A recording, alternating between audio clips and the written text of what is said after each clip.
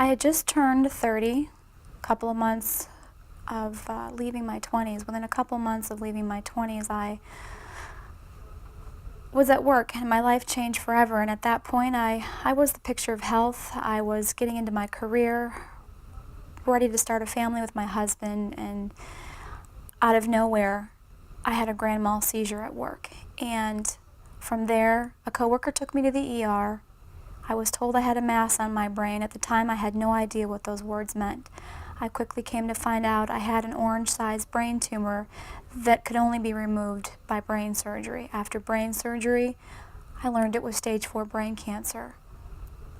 Quickly, what ensued was chemotherapy and radiation, and my world was falling out from underneath me. The timeline I had planned for my life wasn't going to happen. Really, in the beginning, I was in denial. As time went on, I started to realize the ways you had come to define yourself, the labels you'd placed on yourself were going to start to change. Within a year, my then husband, now my ex-husband, left.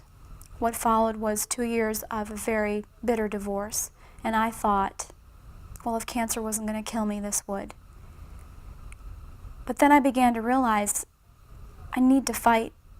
I need to fight. In my mind, I had no choice but to fight. And then I started to see the new identity, the new person there, the woman that God created, that had a path uniquely set before her that only she could walk.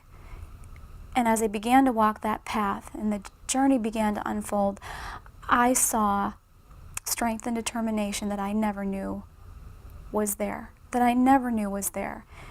And I started to see myself as a woman that was still the same person, maybe wasn't going to become a mother in her timeline, but that I could still move forward, and that by God's grace that I could survive this.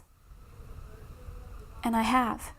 3 years this past spring was the time I celebrated being a brain cancer survivor, stage 4 brain cancer survivor, 3 years this past spring.